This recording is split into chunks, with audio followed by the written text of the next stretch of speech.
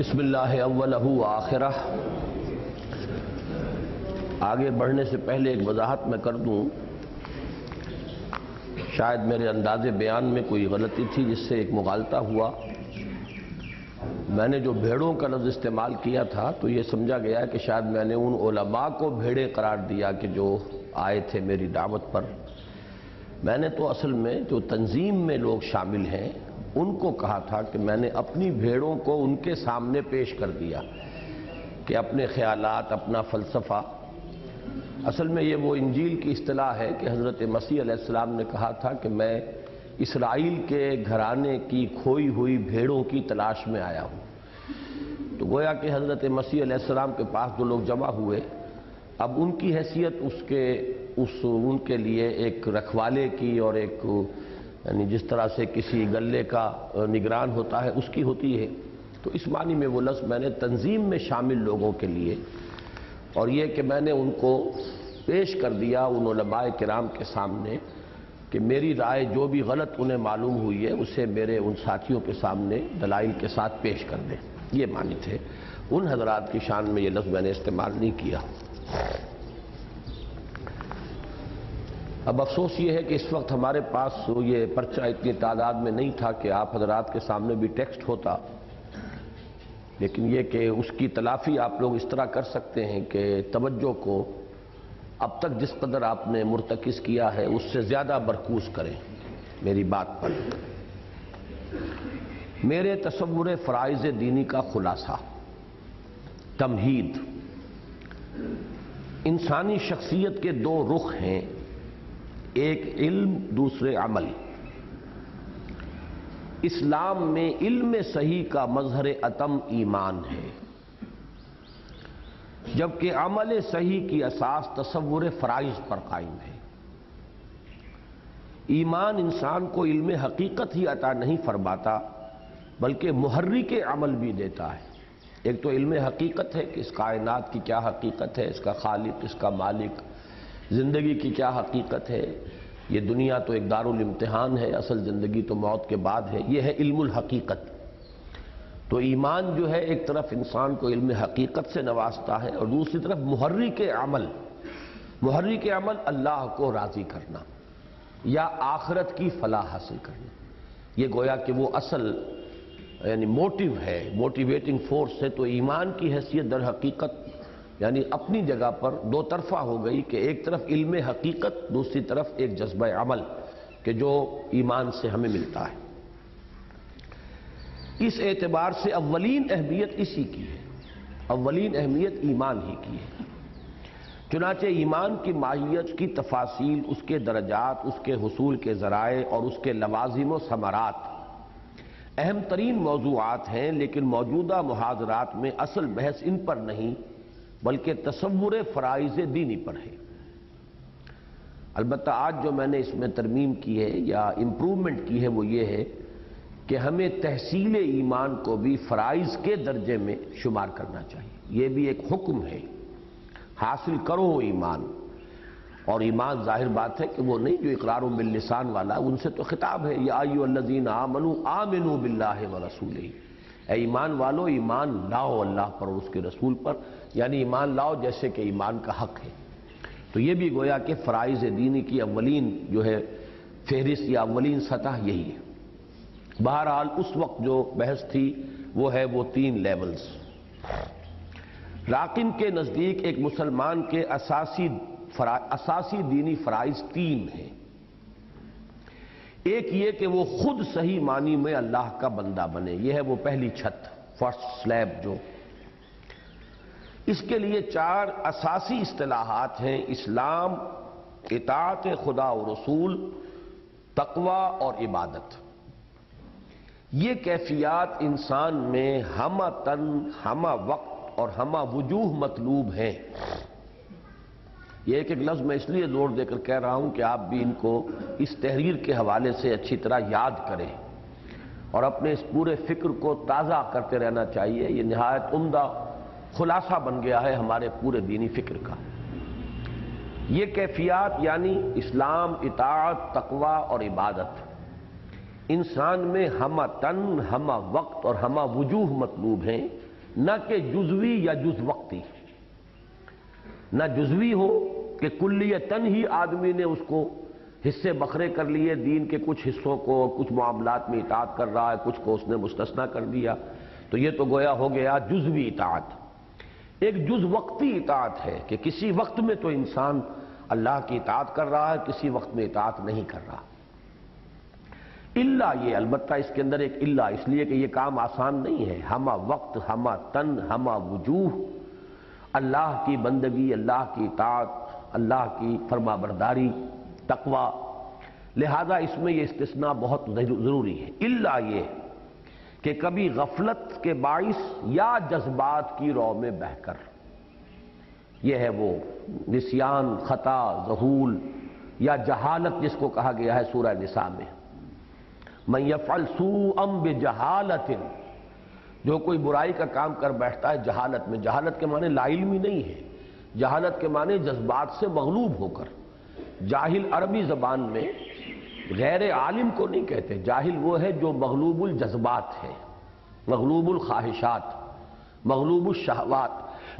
جب عقل کے اوپر شہوات اور جذبات کا غلبہ ہو جاتا ہے تو وہ حالت جہالت ہے۔ تو دو وجوہات سے گناہ ہوتا ہے، الا یہ کہ کبھی غفلت کے باعث، یہ تو ذہول اور نسیان ہو گیا، یا جذبات کی رو میں بہہ کر، یا ماحول کے اثرات سے مغلوب ہو کر، کسی وقت ایسے ماحول میں آ گیا ہے کہ اس کے اثرات اس پر غالب آ گئے، جذبات اندر سے ابھرتے ہیں اور ماحول کے اندر سے محرکات، غلط حرکت سرزد ہو جائے تو اس پر فوری توبہ اللہ کے یہاں لازماً مقبول ہوگی۔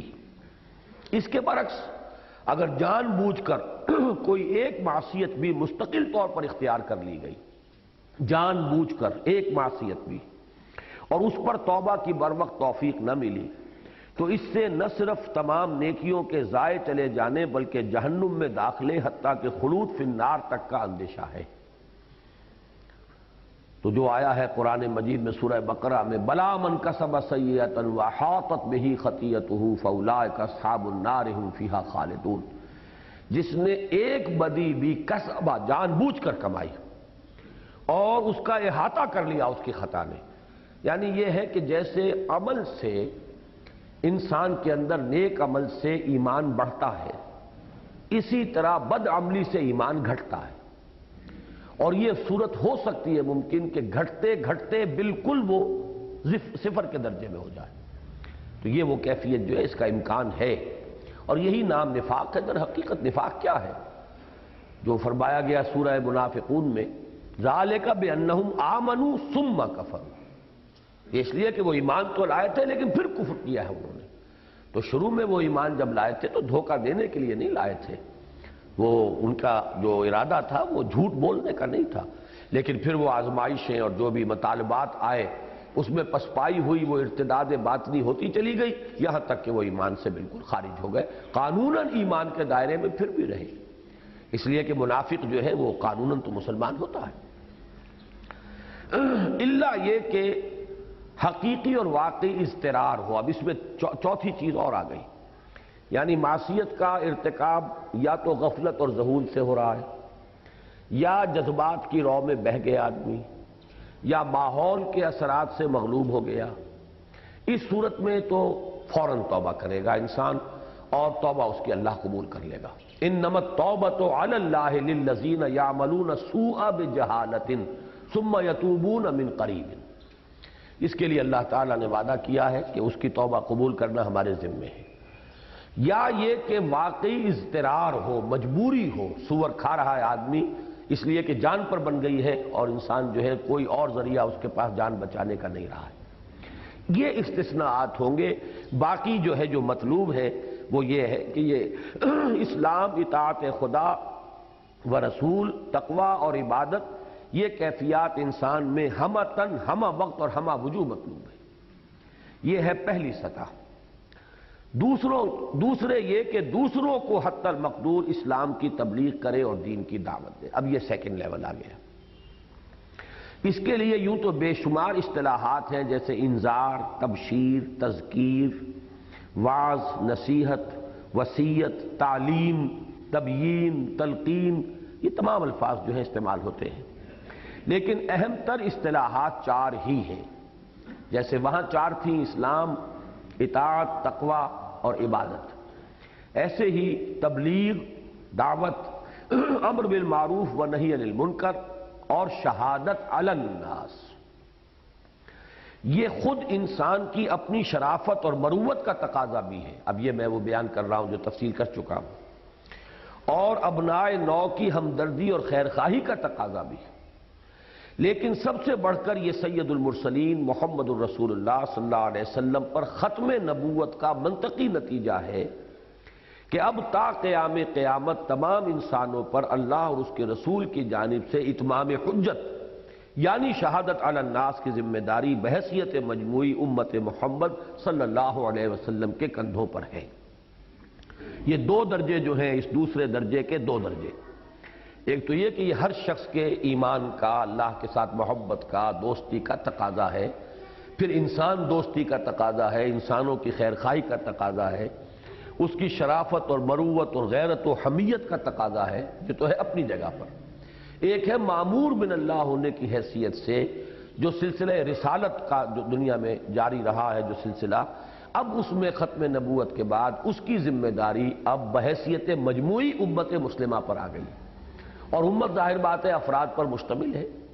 تو امت، اگر میں یہ کہوں کہ امت پر ہے، مجھ پر تو نہیں ہے، یا یہ کہ کوئی اور کہے کہ مجھ پر تو نہیں ہے، امت پر ہے، تو یہ در حقیقت وہ ہوگا کہ انسان فرار اپنے ذمہ داری سے، اس لیے کہ امت کس شے کا نام ہے؟ امت تو افراد سے مل کر بنی، اور یہ در حقیقت افراد ہی اس ذمہ داری کو ادا کریں گے تو امت کی طرف سے وہ ذمہ داری ادا ہوگی۔ تیسرے یہ تیسرے لیول پر آپ نے نوٹ کیا ہوگا کہ میں نے تفصیلی گفتگو نہیں کی، پہلے دو لیولز پر بلکہ تین لیولز پر آج میں نے ان کو قرار دیا، ایمان، پھر اس کے بعد یہ اسلام، اور پھر یہ دعوت و تبلیغ۔ اس پر تو تفصیلی گفتگو تیسرے پر نہیں کی، حالانکہ ہمارا اصل موضوع وہ ہے، اس پر تفصیلاً گفتگو جو ہے وہ انشاءاللہ شام کو ہوگی اسلامی انقلاب کے حوالے سے، کہ وہ جو ساری اصطلاحات میں نے اوپر لکھوائی ہیں، ہم نے اس کے اندر اب جس اصطلاح کو سب سے زیادہ نمایاں کیا ہے وہ ہے اسلامی انقلاب۔ تو اس کے مفہوم پر میرا ایک مضمون جو ہے وہ میثاق میں چھپ چکا ہے۔ اصل میں وہ تو میں نے شروع کیا تھا، وہ اپنی جو کتاب تھی اسلامی انقلاب کیسے، جو دوسرا حصہ بنتی استحکام پاکستان کا، اس کا یہ پہلا چیپٹر تھا جو لکھ لیا تھا، بعد میں وہ قلم میرا رک گیا، لہذا وہ گاڑی آگے نہیں چلی، لیکن وہ پہلا جو ہے میثاق میں چھپ گیا تھا، اس کے حوالے سے ہم پڑھیں گے اسے، یہاں بہرحال اس کا بھی ذکر ہے۔ تیسرے یہ کہ وہ اللہ کے کلمے کی سربلندی اور اس کے دین حق کے بالفعل قیام اور غلبے کے لیے تن من دھن سے کوشاں ہو۔ میں نے پہلے کوشش یہ کی ہے کہ اس میں جو ڈیفینیشن ہے شروع کی، اس میں سادہ ترین زبان استعمال کی، اصطلاحات کا معاملہ بعد میں آیا۔ یعنی پہلی بات کیا تھی؟ راقم کے نزدیک ایک مسلمان کے اساسی دینی فرائض تین ہیں، ایک یہ کہ وہ خود صحیح معنی میں اللہ کا بندہ بنے۔ اب اس میں کوئی اصطلاح نہیں آئی، سادہ زبان ہے۔ اصطلاح کیا ہے؟ اسلام، اطاعت، تقوی، عبادت۔ دوسرے یہ کہ دوسروں کو حتی المقدور اسلام کی تبلیغ کرے اور دین کی دعوت دے۔ اب اس میں پھر جو ثقیل تر اصطلاحات ہیں وہ امر بالمعروف نہی عن المنکر اور شہادت علی الناس، یہ مشکل اصطلاح ہے اور اس کے مفہوم کو عام طور پر نہیں سمجھا گیا۔ اب تیسرے یہ کہ وہ اللہ کے کلمے کی سربلندی اور اس کے دین حق کے بالفعل قیام اور غلبے کے لیے تن من دھن سے کوشاں ہو۔ اس کے لیے بھی قرآن حکیم کی چار اساسی اصطلاحات ہیں: تکبیر رب، اقامت دین، اظہار و دین الحق علی الدین کلہ، اور لیکون الدین کلہ للہ۔ تکبیر رب یہ قرآن مجید سے ہے، ربک فکبر وکبرہ تکبیرا۔ اقامت دین سورہ شورى کی وہ آیت ہے مرکزی، آیت نمبر 13، ان اقیموا الدین ولا تتفرقوا فیہ۔ اظہار دین حق علی الدین کلہ، یہ 3 مرتبہ آئی ہے قرآن مجید میں، هو الذی ارسل رسولہ بالہدی ودین الحق لیظہرہ علی الدین کلہ، اور لیکون الدین کلہ للہ۔ یہ پہلے تو سورہ بقرہ میں آئی ہے، وقاتلہم حتی لا تکون فتنۃ ویکون الدین للہ۔ پھر اس میں مزید زور پیدا ہوا جب سورہ انفال میں یہ آیت نازل ہوئی وَقَاتِلُوهُمْ حَتَّى لَا تَكُونَ فِتْنَةٌ وَيَكُونَ الدِّينُ كُلُّهُ لِلَّهِ، مزید اضافہ کلہ، تاکہ کوئی اشتباہ نہ رہ جائے، کوئی کمی نہ رہ جائے۔ اس میں پانچویں اصطلاح کا میں نے اضافہ کیا ہے قرآن مجید کے حوالے سے، وہ ہے قیام نظام عدل اجتماعی۔ وہ سورہ حدید کی آیت نمبر 25 کے حوالے سے، لَقَدْ أَرْسَلْنَا رُسُلَنَا بِالْبَيِّنَاتِ وَأَنزَلْنَا مَعَهُمُ الْكِتَابَ وَالْمِيزَانَ لِيَقُومَ النَّاسُ بِالْقِسْطِ۔ ہم نے رسولوں کو بھیجا بینات کے ساتھ، ان کے ساتھ اپنی کتاب اور میزان نازل فرمائی تاکہ لوگ عدل پر قائم ہو۔ تو قیام نظام عدل اجتماعی، یہ قرآن مجید کی 5 ہو گئی۔ حدیث نبوی میں ایک 5ویں یا اب ہم کہیں گے 6ٹھی اصطلاح وارد ہوئی ہے، لِتَكُونَ كَلِمَةُ اللَّهِ هِيَ الْعُلْيَا، تاکہ اللہ ہی کی بات سب سے اونچی ہو جائے، بالا ترین بات اللہ کی ہو۔ 3 عام فہم تعبیرات ہیں: قیام حکومت الہیہ، نفاذ نظام اسلامی اور اسلامی انقلاب۔ یہاں لکھا ہے، وہ تیسری چیز جو میں نے یہاں ایڈ کی ہے وہ ہے نفاذ نظام مصطفیٰ۔ وہ ایک دور میں بہرحال ایک بڑی تحریک تھی وہ، اور اس میں یہ لفظ عام ہوا ہے۔ اور چوتھا پھر یہ اسلامی انقلاب۔ متذکرہ بالا 3 فرائض کی باہمی نسبت اور ان کے ایمان اور ارکان اسلام کے ساتھ ربط و تعلق ایک ایسی سہ منزلہ عمارت کے مثال سے خوب واضح ہو جاتا ہے، جس کی اب یہ اس عمارت کے اندر جو اس سے ریشو پروپورشن ظاہر ہوتا ہے اس کی طرف ایک ایک کر کے میں نشاندہی کر رہا ہوں۔ نمبر 1، ایک زیر زمین بنیاد ہے جو نظر نہیں آتی، لیکن پوری عمارت کی مضبوطی اور پائیداری کا دار و مدار اسی پر ہے۔ نمبر 2، اسی بنیاد کا ایک حصہ زمین سے باہر ہے جو نظر آتا ہے، جسے عرف عام میں کرسی اور انگریزی میں پلنتھ کہتے ہیں۔ نمبر 3، پہلی منزل پر صرف 4 ستون ہیں، دیواریں تعمیر نہیں کی گئیں۔ ظاہر ہے کہ اوپر کی پوری تعمیر کا وزن انہی کے ذریعے بنیاد تک پہنچتا ہے۔ نمبر 4، ان ستونوں پر پہلی چھت قائم ہے۔ نمبر 5، دوسری چھت بھی اگرچہ ان ستونوں ہی پر قائم ہے، لیکن دیواروں کی تعمیر کے باعث ستون نظر نہیں آتے۔ اور نمبر 6، اس کے اوپر تیسری اور آخری چھت ہے، اور اس کا بھی معاملہ یہی ہے کہ ستونوں ہی پر ہے وہ بھی، لیکن وہ ستون نظر نہیں آئیں گے۔ اب اس کے حوالے سے اس مثال میں زیر زمین بنیاد ایمان کا تصدیق بالقلب والا حصہ یعنی یقین قلبی ہے۔ بنیاد کا نظر آنے والا حصہ اقرار باللسان یا کلمہ شہادت ہے۔ 4 ستون 4 عبادات کی نمائندگی کرتے ہیں، یعنی نماز، روزہ، زکوٰۃ اور حج۔ پہلی چھت اسلام، اطاعت، تقوی اور عبادت کی نمائندگی کرتی ہے۔ دوسری چھت تبلیغ، دعوت، امر بالمعروف و نہی عن المنکر اور شہادت علی الناس سے عبارت ہے۔ اور تیسری اور آخری چھت تکبیر رب، اقامت دین، اظہار دین، اعلاء کلمت اللہ یا قیام حکومت الہیہ کی مظہر ہے۔ واللہ اعلم۔ ان 3 اساسی فرائض سے عہدہ برا ہونے کے لیے 3 لوازم لا بد منہ ہے۔ اس کی جو مثال تقریروں میں دیتا رہا ہوں، آپ کے یاد ہوگی، مستحضر ہوگی، کہ جیسے نماز ہے اصل شے، لیکن اس کے لیے وضو لازم ہے۔ وضو اگر نہیں کر سکتا آدمی تو پھر یہ ہے کہ تیمم کرے گا، وہ اس کے قائم مقام ہے، اس کو ایک ہی کھاتا سمجھیے۔ وضو کے لیے پاک پانی کا ہونا لازم ہے، تو یہ 3 درجے ہو گئے۔ تیمم کے لیے سعیدن طیبہ، مٹی ہو تو پاک ہو، تو یہ 3 درجے ہو گئے کہ ایک کے لیے دوسری شے لازم، دوسری کے لیے تیسری شے لازم۔ تو اصل بنیادی فرائض تو یہ ہے، لیکن اس کے لیے 3 لوازم ہیں۔ دوام جہاد فی سبیل اللہ پہلا لازم یہ ہے۔ اب اس میں گویا کہ وہ تمام آیات جمع ہو جائیں گی جو ہم نے پڑھی تھیں قرآن اور جہاد کے حوالے سے۔ قرآن سے ایمان، ایمان سے جہاد، اور جہاد کے یہ 3 مراحل ہیں۔ اب مسلسل اوپر چڑھنے کے لیے جد و جہد اور محنت درکار ہے، اور وہ ہے جہاد۔ جہاد کے لفظ میں چونکہ مخالف کی کوئی قوت بھی موجود ہوتی ہے، جہد کے معنی کوشش اور جہاد کے معنی ہے مخالفت کے علی الرغم کوشش کرنا، موانع کے باوجود اپنی سی سعی کیے چلے جانا، اور اس تمام موانع کو راستے سے ہٹا کر اپنی منزل کی طرف پیش قدمی کی امکانی کوشش، یہ جہاد ہے۔ تو دوام جہاد فی سبیل اللہ، یہ لفظ نوٹ کیجئے، مومن کا کوئی لمحہ جہاد سے خالی نہیں ہو سکتا، دوام ہے یہ۔ اس لیے کہ اسے ہر وقت اپنے نفس سے یاد کرنا ہے، نفس ہر وقت اسے بدی کے لیے اکساتا رہتا ہے، اس کے اندر سے جو ہے وہ داعیات ابھرتے رہتے ہیں۔ تو دوام جہاد فی سبیل اللہ جس کا ظہور نمبر 1 فریضہ اول کے ضمن میں پہلے لیول پر 3 جہاد کرنے پڑتے ہیں آدمی کو۔ نفس امارہ، ان النفس لامارۃ بالسوء، اس کے ساتھ مقابلہ ہوگا۔ شیطان لعین جو نفس میں پھونکے مارتا رہتا ہے، برائیوں کو وہ حسین کر کے اور مزین کر کے دکھاتا ہے، وہ بد اخلاقی کو اور بد کرداری کو آرٹ کا نام دے گا اور ثقافت کا نام دے گا، یہ جو کچھ ہو رہا ہے۔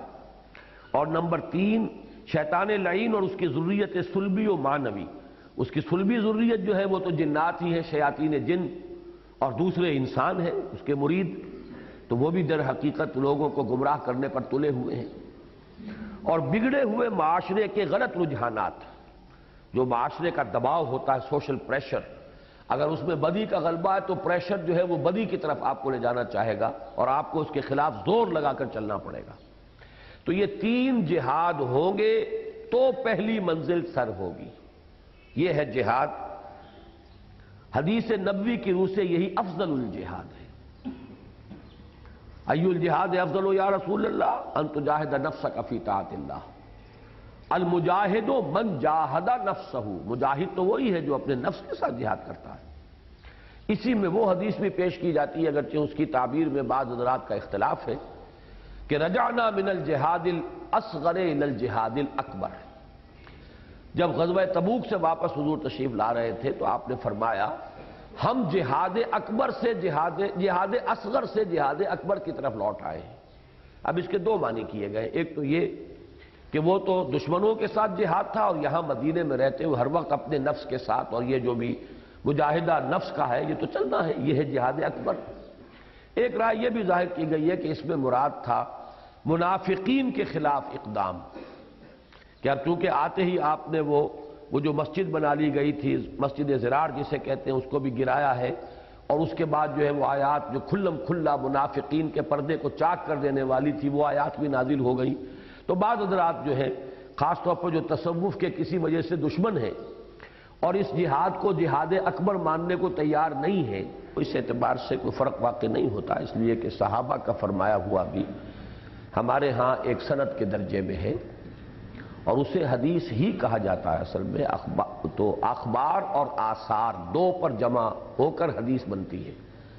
اخبار جس کو کہتے ہیں خبر، اس چیز کی جمع اخبار ہے، وہ ہے حضور کا قول یا فعل یا تقریر، اور اثر جس کی جمع آثار ہے وہ صحابی کا قول یا فعل یا تقریر، اور ٹیکنیکلی حدیث کے لفظ میں یہ دونوں شامل ہیں، اس لیے کہ گمان غالب یہی ہوتا ہے کہ کچھ صحابی جو بات کرتے ہیں وہ یقیناً نبی اکرم صلی اللہ علیہ وسلم ہی سے یا انہوں نے سنی ہے یا یہ ہے کہ کسی اور صحابی سے سنی ہو، بہرحال اس کے بارے میں گمان غالب یہی ہے کہ وہ بھی ایک مستند چیز ہے، اور وہ حدیث کے اندر ٹیکنیکلی وہ بھی شامل ہے۔ جس کو ہم خبر کہتے ہیں اس کو حدیث مرفوع کہتے ہیں، یعنی وہ جس کا جو کہ حضور کی ذات تک جس کے بارے میں سند پہنچا دی گئی ہے۔ اور اس کے لیے کیا لفظ ہے حدیث مرسل؟ ہاں جی نہیں، مرسل ہے یا موقوف ہے، میں اس وقت میری اصطلاح جو ہے اس وقت بہرحال کہلاتی حدیث۔ چلیے، حدیث موقوف ہے اصل میں جب کوئی تابعی حضور کا نام لے کر یہ کہے تو وہ مرسل ہے۔ مثلا حسن بصری یہ کہیں کہ حضور نے یہ فرمایا صلی اللہ علیہ وسلم، اس کو مرسل کہتے ہیں، اس لیے کہ تابعی کو پہلے صحابی کا نام لینا چاہیے کہ میں نے صحابی سے فلاں سے سنا اور انہوں نے حضور سے سنا۔ اب جیسا ہوتا ہے ہماری گفتگو میں بعض اوقات جلدی ہوتی ہے بات کرنے میں، تو وہ تابعی بیان کر دیتے ہیں حضور نے یہ فرمایا، اور بیچ میں وہ سند جو ہے درمیان میں کڑی اس کا ذکر نہیں کرتے، جو ان صحابی کا ذکر نہیں کرتے جن سے انہوں نے سنی ہے، تو اس کو کہتے ہیں یہ حدیث مرسل ہے۔ عن الحسن مرسلن، حسن بصری سے بہت سی روایات اس طرح کی ہیں کہ جو مرسل روایت کہلاتی ہے، کہ جس میں انہوں نے ان صحابی کا نام نہیں لیا ہے کہ جن سے انہیں وہ حضور صلی اللہ علیہ وسلم کا قول پہنچا ہے۔ تو یہ موقوف ہے، موقوفاً یعنی حضرت عمر کا کوئی قول ہے تو یہ موقوف کہلائے گا کہ آپ نے حضرت عمر نے یہ بات فرمائی لیکن یہ وضاحت نہیں کی کہ حضور سے سنی ہے، تو اس لیے وہ اس کو موقوف کہتے ہیں۔ بہرحال اچھا ہوا اس کی وضاحت ہو گئی۔ فریضہ ثانی کے ضمن میں دعوت و تبلیغ کے لیے جان و مال کھپانے کی صورت میں یہ جہاد ہوتا ہے۔ فریضہ اول کی شکل میں نفس جہاد، شیطان لعین اور اس کی ذریت سلبی و معنوی سے جہاد، اور بگڑے ہوئے معاشرے کے غلط سوشل پریشرز کے خلاف جہاد۔ یہ تو لیول فرسٹ۔ سیکنڈ لیول پر دین کی دعوت و تبلیغ کے لیے جان و مال کھپانا، اور یہاں بھی مقابلہ ہے، اس لیے کہ اگر آپ کے نظریات ہیں تو کسی اور کے بھی نظریات ہیں۔ آپ اسلام پھیلانا چاہتے ہیں تو کوئی عیسائیت پھیلا رہا ہے، آپ اسلام کے نظریے کو چاہتے ہیں کہ پروموٹ ہو تو کوئی مارکسزم کو پھیلانا چاہتا ہے، اس کے لیے کوشش کر رہا ہے، تو مقابلہ تو ہوگا، لیکن یہ مقابلہ ہے نظریاتی تصادم، اس میں ابھی وہ فزیکل تصادم نہیں ہے، جسمانی تصادم نہیں ہے، وہ جان ہتھیلی پر رکھ کر میدان میں آنے والا مرحلہ دعوت و تبلیغ میں نہیں آتا، لیکن جان کھپتی ہے، مال کھپتا ہے، وقت لگتا ہے، صلاحیت صرف ہوتی ہے، لہذا یہ بھی جہاد فی سبیل اللہ ہے۔ اور فریضہ ثالث کے ضمن میں سر دھڑ کی بازی لگانے اور جان ہتھیلی پر رکھ کر باطل کی قوتوں سے بالفعل اور بالید پنجہ آزمائی کی صورت میں ہوتا ہے یہ جہاد، جس کے لیے تن من دھن لگا دینے کا عزم حتیٰ کہ جان دے دینے کی آرزو کا ہونا لازمی ہے۔ یہ حضور کی وہ حدیث ہے، جو شخص مرا اس حال میں، جو مسلمان کہ اس نے نہ کبھی جہاد کیا تھا بالفعل یعنی قتال، اور نہ اس کے دل میں اس کی آرزو تھی، تو فقط مات علی شعبۃ من النفاق، تو وہ ایک قسم کے نفاق پر مرا ہے۔ اس لیے یہ لفظ نوٹ کر لیجئے کہ حتیٰ کہ جان دے دینے کی آرزو کا ہونا لازمی ہے۔ گویا جہاد کی پہلی منزل مجاہدہ مع النفس اور آخری منزل قتال فی سبیل اللہ ہے۔ واضح رہے کہ اسی کا منفی پہلو ہجرت ہے، جہاد اور ہجرت ساتھ ساتھ آتے ہیں۔ جیسے میں نے کئی جگہ وضاحت کی کہ تبلیغ ہے پہنچانا، دعوت ہے کھینچ کے لے آنا، اطاعت ہے مثبت شے حکم ماننا، منفی اسی کا دوسرا پہلو جو ہے وہ تقویٰ ہے کہ اللہ کے احکام کو توڑنے سے بچنا۔ اسی طرح جہاد اور ہجرت بھی ساتھ ساتھ جڑے ہوئے ہیں۔ جہاد ہی کا منفی پہلو ہجرت ہے، یہ سمجھ لیں آپ اس کو، اس کے بھی تینوں لیول ہوں گے۔ چنانچہ پہلے لیول پر ہجرت کیا ہے؟ ان تہجر ما کرہ ربک، کہ تم ہر اس چیز کو چھوڑ دو جو تمہارے رب کو پسند نہیں ہے۔ ہجرت ہو گئی کہ نہیں ہو گئی؟ حضور سے پوچھا گیا افضل الہجرت ای الہجرت افضل یا رسول اللہ، اے اللہ کے رسول سب سے افضل ہجرت کون سی ہے؟ آپ نے فرمایا ان تہجر ما کرہ ربک، کہ تم چھوڑ دو ہر اس شے کو جو تمہارے رب کو پسند نہیں۔ تو ہجرت ہو گئی شروع۔ تو جیسے جہاد شروع ہو گیا پہلے لیول پر، ہجرت بھی شروع ہو گئی۔ اور آخری یہ کہ اقامت دین کی جد و جہد میں وقت آنے پر گھر بار مال و منال اور اہل و عیال کو چھوڑ کر نکل جائے گا، یہ پھر وہ ہجرت ہوگی جس میں کہ جو ترک وطن جس کو کہا گیا ہے ترک وطن سنت محبوب الہی صلی اللہ علیہ وسلم، تو پھر یہ ہجرت ہے، یہ ہجرت کی چوٹی ہو گئی۔ جیسے جہاد شروع ہوا، جہاد مع النفس سے گیا قتال تک، اسی طرح ہجرت شروع ہوئی ممنوعات کو چھوڑنے سے، حرام چیزوں کو ترک کرنے سے، جو رب کو پسند نہیں ہے ہر اس چیز کو ترک کر دینے سے ہجرت شروع ہو گئی۔ پہنچے گی کہاں تک کہ گھر بار اہل و عیال مان و منال کو چھوڑ کر نکل جائے۔ ہو سکتا ہے آپ کے ذہن میں سوال پیدا ہو کہ درمیانی ہجرت کیا ہے؟ یہ تو فرسٹ روف اور تھرڈ روف کی ہجرت تو آ گئی، درمیانی کیا ہے؟ دیکھیے اگر نشأت ثانی آپ کے ذہن میں ہے تو ایک نوجوان اگر طے کرتا ہے کہ میں اپنا یہ پروفیشن تج کر اور صرف اپنے آپ کو اللہ کے دین کے لیے اور اللہ کی کتاب کے پڑھنے پڑھانے کے لیے وقف کرتا ہوں، تو موجودہ حالات میں یہ سب سے بڑی ہجرت ہے۔ پروفیشن ہے، کوئی اعلیٰ کیریئر نظر آ رہا ہے، امکانات ہیں، دنیاوی عزت ہے، وجاہت ہے، دولت ہے، بہرحال وہ سب کو اتنی تو نہیں ملتی، لیکن یہ کہ آدمی جب اس کو مطلوب بناتا ہے، کوشش کرتا ہے، تو آخر انسان ہی ہوتے ہیں جو چوٹیوں پر پہنچ جاتے ہیں۔ ان کے کوئی 4 ہاتھ اور 4 پاؤں تو نہیں ہوتے، 2 ہاتھ 2 پاؤں والی پہنچتے ہیں۔ لیکن یہ کہ انسان کو لمحہ بلمحہ ہجرت کرنی پڑتی ہے۔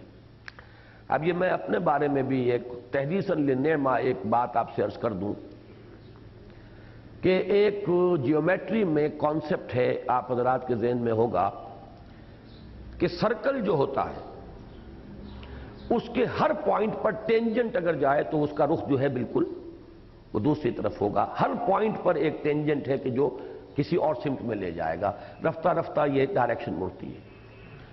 میں نے ابھی جو یہ مقدمہ لکھا ہے حکمت قرآن کا جو پرچہ آپ کے پاس ہے، یہ دعوت ربیع القرآن کا، 3-4 جملے میں نے لکھے جس میں وہ راز کی بات بھی بتائی، ڈاکٹر اسلم صاحب والی بات آپ کو بتائی میں نے، جو میرا مزاج انہوں نے دیکھا تھا کہ اس کے حوالے سے انہوں نے یہ بات کہی کہ اگر تم ادھر نہ آئے ہوتے تو وہاں ہوتے۔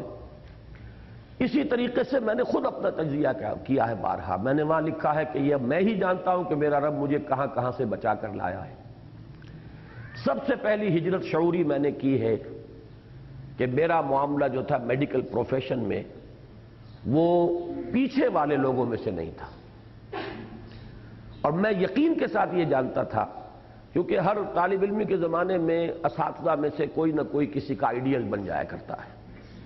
میرے آئیڈیل ڈاکٹر امیر الدین تھے، سرجن ٹاپ کے، اور میں یہ جانتا تھا کہ میں بن سکتا ہوں امیر الدین، بلکہ شاید ان سے آگے نکل جاؤں، اس لیے کہ اناٹمی کے جو سرجری کے لیے اصل جڑ بنیاد ہے اس کے رگ و پے میں اتر گیا تھا میں، اتنی وہ میرے ذہن کے اندر مستحضر تھی اناٹمی۔ مجھے جب ہمارے ایک پروفیسر آئے ہیں، انہوں نے چارج لیا ہے، وہ فرسٹ پروفیشنل سے بہت ہی قبل، ڈاکٹر توسی، انہوں نے جب میرا پرچہ دیکھا ہے تو مجھے ڈسٹنکشن دی اس کے اندر، اور پھر وہ ٹائیفائڈ مجھے ہو گیا تھا، جماعت اسلامی کا الیکشن سن 51 کا، اس میں بہت بھاگ دوڑ کی تھی، تو میں پریکٹیکل کا امتحان نہیں دے سکا تھا، لیکن میرے پرچے سے اتنے متاثر تھے وہ کہ انہوں نے پیغام بھیجا تھا کہ اگر صرف ڈسیکشن ہال میں آ جاؤ، حاضری لگوا دو، تو میں تمہیں ڈسٹنکشن دے دوں گا، 80% سے زیادہ مارکس دے دوں گا میں تمہیں، باقی کوئی امتحان نہیں ہوگا تمہارا، لیکن ایک لیگل جو ہے شرط وہ تو پوری ہو کہ آؤ تو صحیح امتحان میں، یہاں پہ حاضری تو لگے۔ لیکن ڈاکٹر الہی بخش مرحوم نے مجھے اس کی اجازت نہیں دی تھی۔ اس وقت ٹائیفائڈ بڑا ڈیڈلی مرض سمجھا جاتا تھا، کلورومائسٹین ابھی ایجاد ہوئی تھی، تو میں جانتا تھا کہ میں اگر اس اسٹریٹ لائن میں جاتا تو میں سرجن ہوتا۔ اس کے بعد آگے چلیے، جمعیت میں نے کام شروع کیا، کچھ صلاحیتیں تھی آخر بولنے کی، لکھنے کی، آرگنائزیشن کی۔ یہ جن لوگوں کو معلوم ہے پنجاب میں جمعیت کو عوامی دور میں لانے والا واحد شخص میں ہوں۔ مجھ سے پہلے یہ چھوٹا سا ایک حلقہ تھا، اس کی کوئی عوامی حیثیت تھی نہیں۔ میں جب بنا ہوں لاہور کا ناظم اور پنجاب کا ناظم بیک وقت، تو ایک دم ایکسپلوژن ہوا ہے اس تنظیم کا۔ اس کے بعد میں نمایاں ہو گیا، جماعت اسلامی کے اندر بھی لوگوں کی نگاہیں مجھ پر اٹھیں، تقریریں میری پسند کی جاتی تھی، درس قرآن کا میرا شہرہ تھا، تحریر بھی کر لیتا تھا، عزم جو ہے اس کو ایڈٹ کر رہا تھا۔ لیکن میں نے خطرہ محسوس کیا کہ اگر اسی رخ پر میں بڑھ گیا تو میں ایک بہت ہی سستا قسم کا گھٹیا لیڈر بن جاؤں گا۔ میں نے کانشسلی پھر ڈائیورٹ کیا اپنے آپ کو، اگر یعنی اس جمعیت میں جو میرا اس وقت کا کردار تھا اگر وہی جاری رہتا تو میں ایک سیاسی لیڈر بن گیا۔ بلکہ یہ لطیفہ ہے کہ پہلی میری عوامی تقریر جب ہوئی ہے نومبر 1951 میں، مولانا اصلاحی کی زیر صدارت، جمعیت طلبہ کا سالانہ جلسہ تھا YMCA ہال میں۔ یہ فرسٹ پروفیشنل اب سیکنڈ ٹائم میں دے چکا تھا، وہ سپلیمنٹری کا امتحان دے چکا تھا، رزلٹ مجھے وہیں اس میں YMCA ہال میں بتایا گیا ہے کہ تم کامیاب ہو گئے۔ اس وقت میری تقریر کی تھی جو اب بھی جمعیت کے بنیادی لٹریچر میں آج تک شامل ہے، ہماری دعوت اور ہمارا طریقہ کار۔ یہ تقریر میری اس YMCA ہال میں تھی نومبر 1951 میں، اصلاحی صاحب کی صدارت تھی، اور گود میں ان کی وہ بچی بیٹھی ہوئی تھی جو اب جوان بیٹوں کی والدہ ہے، مریم، جن کے پاس مولانا رہتے ہیں، تو وہ شاید 5 سال کی تھی، 4 سال کی تھی اس وقت۔ مجھے بعد میں معلوم ہوا کہ میری اس پہلی تقریر پر مولانا اصلاحی کا تبصرہ یہ تھا کہ اسرار تو لیڈر بن گیا، یہ تو پہلی تقریر تھی، لیکن میں نے کانشسلی پھر اپنے آپ کو ڈائیورٹ کیا، دوبارہ ہجرت کی میں نے کہ اس رخ پر اگر میں چلا تو بس ایک لیڈر بن جاؤں گا سیاسی، جیسے ہوتے ہیں سستے قسم کے لوگ، نہ فکر کی گہرائی نہ شعور، بس شور اور ہنگامہ اور بس وہ چلت پھرت۔ اس سے میں، اصلاحی صاحب اس وقت امیر جماعت تھے، مولانا مودودی جیل میں تھے، میں جیسے ہی رزلٹ میرا آیا ہے فائنل MBBS کا، ان کے پاس گیا کہ رزلٹ آ گیا، میں اب فارغ ہوں، اور آپ بتائیے کہ میں اب کیا کروں. تو ان کے الفاظ یہ تھے، ان کا اپنا ایک مزاج ہے کہ میں تمہیں یہاں جتنے بھی یہ ہمارے جماعت کے تھے اس وقت کئی یہ گشتی شفا خانے بھی تھے، ایک دو ڈسپینسریاں بھی تھیں، ان کے اوپر میں اوور آل انچارج بنا دیتا ہوں. تمہاری معاش کا یعنی تنخواہ وہاں سے ملتی رہے گی، باقی اپنی ساری امنگیں سیاست کے میدان میں پوری کرو. یہ گویا کہ میرے لیے اور زیادہ وہ، لیکن میں نے طے کیا میں لاہور رہوں گا ہی نہیں. اس راستے کو کانشسلی چھوڑا ہے میں نے.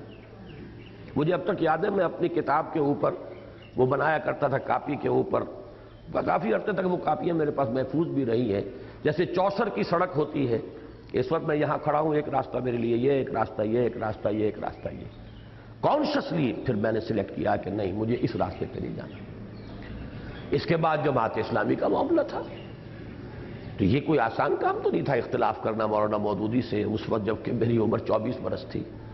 تو یہ ہجرتوں پر ہجرتیں کی ہیں اللہ کے فضل و کرم سے. پھر نقل مکانی کی ہے. میں گیا ہوں ڈاکٹر عثمانی صاحب کے ساتھ اشتراک کے لیے کہ اب کوئی کام آگے کرنا ہے تو کیسے کریں گے، ورنہ میڈیکل پریکٹس.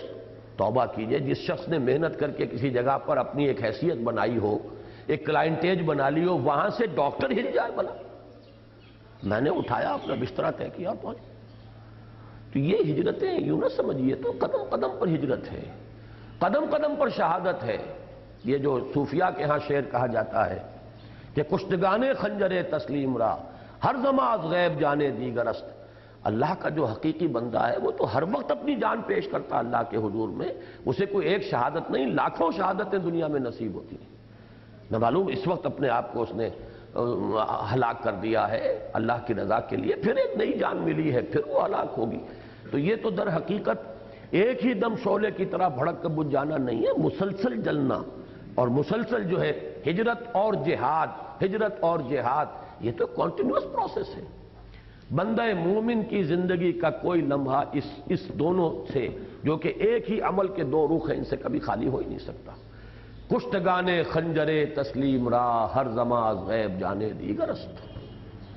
چلیے، جہاد کی پہلی دو منزلوں کے لیے اصل آلہ و ہتھیار قرآن مجید ہے. اب یہ دیکھیے ایک ایک جملے کے اندر ہے میرا وہ جو قرآنی فکر کا عطر اور نچوڑ ہے. پہلی دو منزلوں کے لیے آلہ قرآن، یعنی تزکیہ نفس بھی قرآن سے ہوگا، جہاد مان نفس بھی قرآن سے ہوگا. قرآن کو اندر اتارو گے تو نفس دھلے گا، صاف ہوگا، پاک ہوگا. یہی قرآن، یہی در حقیقت ہے شفاء لما فی الصدور. وَنُنَزِّلُ مِنَ الْقُرْآنِ مَا هُوَ شِفَاءٌ وَرَحْمَةٌ لِّلْمُؤْمِنِينَ وَلَا يَزِيدُ الظَّالِمِينَ إِلَّا خَسَارًا. يَا أَيُّهَا النَّاسُ قَدْ جَاءَتْكُم مَّوْعِظَةٌ مِّن رَّبِّكُمْ وَشِفَاءٌ لِّمَا فِي الصُّدُورِ.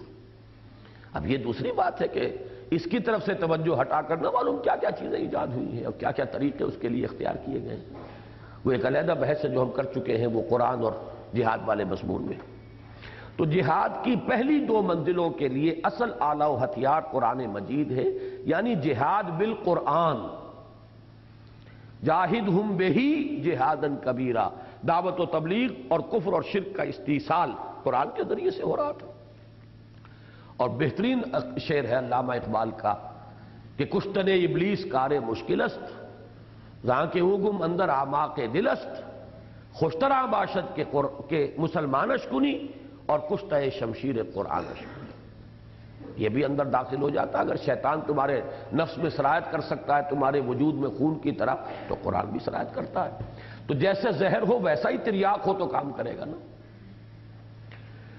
چنانچہ مجاہدہ مع نفس کا مؤثر ترین ذریعہ ہے قرآن کے ساتھ قیام اللیل یا تہجد، اور دعوت و تبلیغ کا پورا عمل بھی قرآن حکیم ہی کی اساس پر اور اسی کے ذریعے ہونا چاہیے. تیسری اور آخری منزل پر عہد حاضر میں جہاد بالید کی موضوع ترین صورت فواحش و منکرات کے خلاف پرامن مظاہرے ہیں، لیکن اس میں نوبت فقہائے کرام کی طے کردہ شرائط کے تحت قتال یعنی جہاد بالسیف تک بھی آ سکتی ہے. تیار رہنا چاہیے اس کے لیے. یعنی اس وقت کی جو قابل عمل شکل ہے وہ ہے منکرات اور فواحش کے خلاف اجتماعی مظاہرے، منظم ڈسپلن. اور بالید چیلنج کے ساتھ کہ اب ہم یہ کام نہیں ہونے دیں گے. انف از انف. اب تک ہم خوشامد کرتے رہے، اب تک ہم آپ سے درخواستیں کرتے رہے خدا کے لیے بعد آ جائیں، اب تک ہم نہیں عن المنکر باللسان کرتے رہے. ناؤ انف از انف. اب نہیں ہونے دیں گے. پھر جان جائے چاہیے فاول مطلوب. لیکن یہ کہ اس میں وہ مرحلہ قتال کا بھی آ سکتا ہے، وہ کوئی حرام مطلق نہیں ہے، اس کی شرائط ہیں جو کہ امام ابو حنیفہ رحمۃ اللہ علیہ نے معین کی ہیں کہ اتنی طاقت فراہم ہو چکی ہو کہ کامیابی یقینی ہو جائے. یعنی یہ کہ آپ کی اسیسمنٹ میں یقینی ہو جائے، باقی ہوتا کیا ہے یہ تو اللہ جانتا ہے، لیکن آپ کی اپنی ججمنٹ تو ہو نا کہ یقینی ہے. اچھا، یہ پہلی چیز تھی. لوازم میں سے پہلی تھی جہاد فی سبیل اللہ کا دوام. 3 میں نے بتایا کہ فرائض ہیں اساسی: خود اللہ کا بندہ بننا اور دوسروں کو اس کی دعوت دینا اور اللہ کے نظام کو قائم کرنا. 3 لوازم ہیں. ایک جہاد اور ہجرت کو سائیڈ بائی سائیڈ لے کر کہ وہ ایک ہی پروسیس کے 2 رخ ہیں، اور ان کو تینوں لیولز کے اوپر ہم نے سمجھ لیا. دوسری چیز ہے لزوم اجتماعیت، جس کا تقاضا نمبر 1 فریضہ اول کے ضمن میں صرف صحبت صالح کونوا مع الصادقین سے بھی پورا ہو سکتا ہے. یعنی پہلا جہاد تو آپ کو کرنا ہے، اپنے نفس سے تو خود ہی کرنا ہے نا. صرف آپ کو تقویت حاصل ہو جائے گی اگر آپ نے صحبت اچھی رکھی ہے، نیک لوگوں کے ساتھ اٹھتے بیٹھتے ہیں. آپ دیکھتے ہیں کہ اس اللہ کے بندے نے بھی اپنی اصلاح کر لی ہے، اس نے بھی یہ کام کر لیا ہے، تو آپ کے اندر بھی ہمت جو ہے وہ بڑھتی ہے اور آپ کے اندر بھی جذبہ جو ہے وہ پروان چڑھتا ہے. کونوا مع الصادقین، یہ بھی کافی ہے پہلے لیول پر. کوئی جماعت، نظم، سم و طاعت لازمی نہیں ہے، اس کے لیے محض صحبت صالح یہ بھی کفایت کرے گی. اسی طرح فریضہ ثانی دعوت و تبلیغ، اس کے ضمن میں بھی درسگاہوں، اداروں، انجمنوں اور سوسائٹیوں سے تقاضا اجتماعیت کا پورا ہو سکتا ہے. دارالاشاعت ہے، دارالتبلیغ ہے، دارالعلوم ہے. اب یہ سب کیا ہے؟ سوسائٹیاں بنے گی، انجمنیں بنے گی. دارالعلوم ہے تو کوئی انجمن ہے اس کا انتظام کرنے والی. تو اس سے یہ ہے کہ دعوت کو پھیلانا ہے، عام کرنا ہے، فکر کو پھیلانا ہے، فکر کی اشاعت ہے. اکیڈمی بھی تو ایک ادارہ ہی ہے نا. یہ در حقیقت اسی لیول کا ادارہ ہے کہ انجمن، خدام القرآن، اکیڈمی، قرآن کالج، ہم بھی تو اسی لیول پر اس دوسرے مرحلے میں. تو میں نے کہا ہے کہ درسگاہوں، اداروں، انجمنوں اور سوسائٹیوں سے یہ تقاضا پورا ہو سکتا ہے. اس کے لیے بھی جماعت ضروری نہیں. جماعت اس معنی میں سم و طاعت اور بہت منظم اور عمارت ہو اور عمارت کے ساتھ وہ تعلق سم و طاعت ہو، لازم نہیں. یہ خالص عقلی یعنی بات، معقول بات، منطقی بات ہے. لیکن when you come to the third level، لیکن فریضہ ثالث کے ضمن میں سم و طاعت فی المعروف کے ٹھیٹھ اسلامی اور عسکری اصول پر مبنی جماعت کے بغیر پورا نہیں ہو سکتا. انیویٹیبل ہے. یہاں تو تصادم ہونا ہے بالفعل. وہ تصادم صحیح رہے اور نتیجہ خیز ہو، اس کے لیے ایک ایسی ڈسپلن جماعت ضروری ہے جس میں سم و طاعت کا اسلامی اصول، یعنی ایک ہی شے ہے جس کے لیے اسلامی اصطلاح ہے سم و طاعت، اور اس کے لیے ایک جو کامن اصطلاح ہے وہ ہے military discipline, army discipline. There is not to reason why, there is but to do and die. چیز تو ایک ہی ہے. دینی اصطلاح میں کہتے ہیں سم و طاعت، سنو اور اطاعت کرو. نو ریزننگ، لسن اینڈ اوبے. یہ سم و طاعت قرآن کی اصطلاح ہے. اذ قلتم سمعنا واطعنا فاتقوا اللہ ما استطعتم واسمعوا واطیعوا. اللہ کا اتباع کی تقوی اختیار کرو، اللہ کا جتنا تمہارے حد امکان میں ہو، اور سنو اور اطاعت کرو. سمعنا واطعنا غفرانک ربنا والیک المصیر. تو سم و طاعت اور اسی کو عسکری نظام کہا جاتا ہے دنیا میں، اصول پر مبنی جماعت کے بغیر پورا نہیں ہو سکتا. اور یہی مراد ہے حضور صلی اللہ علیہ وسلم کے ان الفاظ مبارکہ سے کہ آمرکم بخمس بالجماعت والسمع والطاعت والہجرت والجہاد فی سبیل اللہ. یہ ساری اصطلاحات اب یہاں پر اپنے ٹھیک ٹھیک مقام پر، اپنی اپنی جگہ پر یہ فٹ ہو گئی. نمبر 3 لازمی شے بیعت. جو اب بیعت کیا ہے؟ اس کے بھی پہلے 2 فرائض کے ضمن میں بیعت سلوک و ارشاد کی صورت میں کفایت کرتی ہے. ہمارے ہاں جو نظام بیعت و ارشاد بنا ہے، اگرچہ اس کے بارے میں جو حضرات تصوف سے کچھ قد رکھتے ہیں اور زیادہ تر اہل حدیث سب تصوف سے بود نہیں رکھتے. مولانا داؤد غزنوی اور ان کا خاندان، ان کے والد، ان کے دادا، یہ بہت بڑے صوفی تھے یہ لوگ، لیکن زیادہ تر اہل حدیث مزاج میں تصوف سے بعد ہے. تو وہ لوگ جو ہیں وہ بیعت کو کہتے ہیں کہ اس بیعت ارشاد کا کوئی ثبوت کتاب و سنت میں نہیں ہے. مجھے ان سے اختلاف ہے. میں یہ کہتا ہوں 2 بیعتیں حضور کی کہ جو ہجرت سے پہلے ہوئی ہے، بیعت عقبہ اولا، بیعت عقبہ ثانیہ، ان میں سے پہلی بیعت جو ہے وہ